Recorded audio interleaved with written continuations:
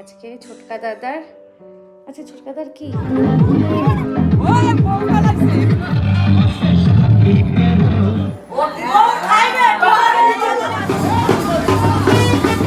Hi everyone, আমি ঋতুপ্রিয়া আর আমার চ্যানেলের নতুন একটি ব্লগে আপনাদের জানাই অনেক অনেক ওয়েলকাম।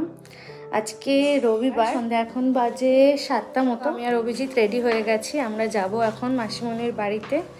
আজকে ছোটকা দাদা এই সন্ধ্যাবেলাতে বউ নিয়ে আসবে, বউ বরণ হবে, মানে বধূ বরণ আজকে মেনলি। আর কালকে হচ্ছে ঘরোয়া বৌভাত এবং তার পরদিন হচ্ছে প্রপার রিসেপশন। তো আজকে এই কদিন প্রচুর শাড়ি পরা, প্রচুর সাজগোজ হচ্ছে, আর হচ্ছে প্রচুর খাওয়া দাওয়া, যার জন্য শরীরটা একটু খারাপ করে গেছে আমার আজকে। সেই কারণে সকালবেলা আমরা যেতে পারিনি ওদের বাড়িতে, বাট সন্ধ্যাবেলা যেহেতু বধূবরণ হবে সেই জন্য যাচ্ছি। আর এই যে আমার ফুল লুক, চুলটা বেঁধে নিয়েছি কারণ মধ্যম গ্রামের রাস্তাতে প্রচণ্ড ধুলো, তো সেই কারণে চুলটাকে বেঁধে নিয়েছি। ওখানে গিয়ে চুলটাকে প্রপারলি সেট করে নেব। তো দেখা হবে আবার মাসিমণির বাড়িতে গিয়ে। আশা করি আজকের ব্লগটা আপনাদের দেখতে ভীষণ ভালো লাগে। আজ এই যে শাড়িটা পরেছি, এই শাড়িটা আমাকে গত বছর আমার মা আর শাশুড়ি মা জন্মদিনে দুজনে মিলে গিফট করেছিল। আর অভিজিৎ এই যে সবুজ চিকনকারি পাঞ্জাবিটা পরেছে, এটা আমাদের বাড়ির থেকে আমাদের বিয়ের সময় ফুলসজ্জার তত্ত্বে পাঠানো হয়েছিল। আর এই যে চলে এসেছে মাসিমণির বাড়িতে। মাসিমণি তো একদম সাজুগুজু করে রেডি বউ বরণ করার জন্য।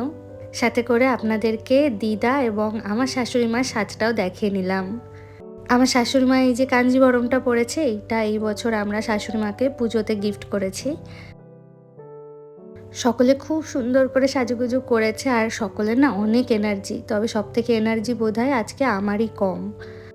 কাল মানে বিয়ের দিন বিকেল অবধি সব কিছু ঠিকঠাকই ছিল, তবে কাল সন্ধ্যে থেকে শরীরটা খারাপ করে যায় এবং এখনও অবধি তার রেস্ট চলছে। আর এই যে ছোটকা দাদার বৌদি চলে এসছে। মাসিমণিরা থাকে দোলতলাতে, তা তো আগেই আপনাদের ভিডিওতে বলেছি। তো দোলতলার যে মোড়টা ছিল সেখান থেকে ছোটকা দাদার বৌদি বাড়ি অবধি এসছে কিন্তু ঘোড়ার গাড়িতে করে। মাসিমণিদের বাড়ির থেকে এই দোলতলার মোড় কিন্তু হেঁটে মোটামুটি 15 মিনিট মতো সময় লাগে। আর সকলে হেঁটে হেঁটে বউ বরণ করার জন্য আসছে, তবে আমার যেহেতু শরীরটা খারাপ, আমি আর অভিজিৎ আগেই একটু অটো করে চলে এসেছি। আর এই যে সকলে চলেও এসছে এবং যাওয়ার পথে কিন্তু আমরা সকলে হেঁটে একসাথে মজা করতে করতে যাব, এবং ছোটকা দাদার নতুন বৌদিও আমাদের সাথে সাথেই থাকবে। ছোটকা দাদার বিয়ের জন্য অনেক বাজি কেনা হয়েছে, তবে আমি একটু বাজির থেকে দূরেই থাকতেই বেশি ভালোবাসি, কারণ আমার না বাজিতে ভীষণ ভয় লাগে। আর বিশেষ করে এই ধরনের বাজিগুলো, যেগুলো এই তুবড়ি, রকেট, এই ধরনের বড় বাজিগুলো। সকলে মিলে নাচ করতে করতে কিন্তু ভীষণ মজা করে নতুন বৌদি এবং ছোটকা দাদাকে নিয়ে বাড়িতে ফিরেছে। আর আমাদের সাথে যেহেতু ব্যান্ড পার্টি ছিল, সেই কারণ নাচ তো আর কারোর থামছেই না। যেহেতু অনেকটা পথ হাঁটা, সকলে তো নাচ করতে করতে খুব ধীরে ধীরে আসছে, তো আমার শরীরটা খুব একটা ভালো লাগছিল না। আমি অভিজিৎকে বললাম, তাই চলো আমরা আগে আগে গিয়ে গেটের সামনে দাঁড়াই।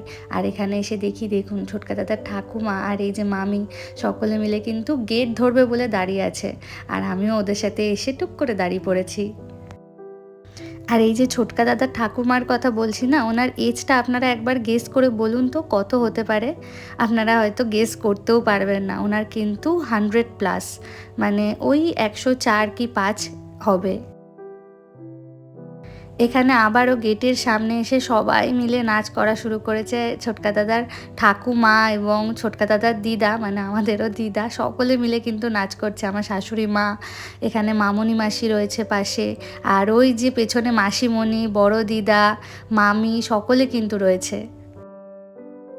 আর সকলে কিন্তু ছোটকা দাদার বিয়েটা ভীষণ এনজয় করেছে। আর এরকম একদম ক্লোজ রিলেটিভদের মধ্যে বিয়ে কিন্তু খুব ঘন ঘন পাওয়া যায় না। লাস্ট আমাদের বিয়ে হয়েছে, আর তারপরে এই যে ছোটকা দাদার বিয়েতে আমরা এতটা মজা করলাম। এখানে সকলে, আমার শাশুড়ি মা থেকে শুরু করে মাসি শাশুড়ি, মামি শাশুড়ি, পিসি শাশুড়ি, সকলেই বোধহয় এখানে রয়েছে। আর ওই যে দূরে দেখুন আমাকেও দেখা যাচ্ছে। আমি দাঁড়িয়ে ছিলাম, অ্যাকচুয়ালি দাঁড়িয়ে ভিডিও নিচ্ছিলাম, তবে বুবাই দাদা জোর করে আমাকে টেনে এখানে নিয়ে এসে নাচের এখানে। আর এই সময় ভিডিওটা তখন আমাকে অভিজিৎ করে দিচ্ছিল। আর আমার শাশুড়ি মারা সকলে মিলে ধরে কিন্তু আজকে অভিজিৎকেও নাচিয়ে ছেড়েছে, যদিও সেই ক্লিপটা আমার বোধহয় নেওয়া হয়নি। মাসিমণি এখানে বৌদি আর ছোটকা দাদাকে বরণ করে নিল। অনেকটা রাত হয়ে গেছে, তাড়াতাড়ি করে এবার সব নিয়মকানুনগুলো কমপ্লিট করতে হবে। আর এইবারে বৌদি আলতারাঙা পায়ে নতুন বাড়িতে কিন্তু প্রবেশ করবে। এই রিচুয়ালটা আমার ভীষণ ভালো লাগে। নিজের বিয়ের সময়ও তো করেছিলাম, তবে সেই সময়টা না অতটাও এনজয় করতে পারিনি।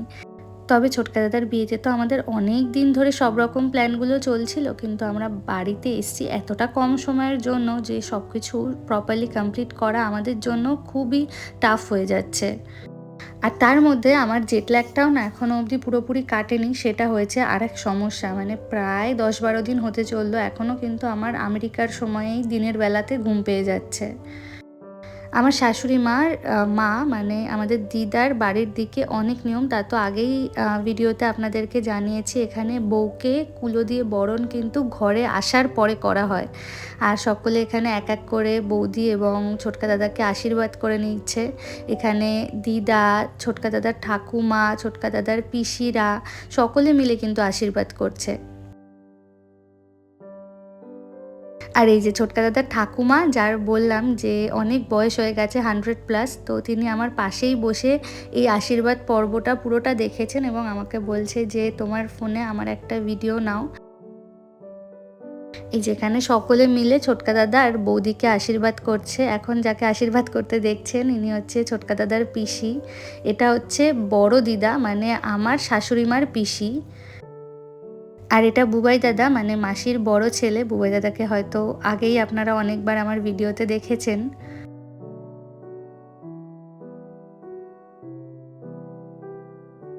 আর এই যে আমাদের মামি শাশুড়ি, এতদিন মানে ছোটকা দাদার আইবুড়ো ভাতে বা ছোটকা দাদার গায়ে হলুদে যা ব্লাউজ আমাকে পরতে দেখেছেন তা সবটাই কিন্তু এই মামি শাশুড়ির বাড়ির থেকেই আনা। আসলে ওদের বাড়িতে না ব্লাউজের ফ্যাক্টরি রয়েছে, মানে এই মামিদের বাড়িতে কারখানা রয়েছে।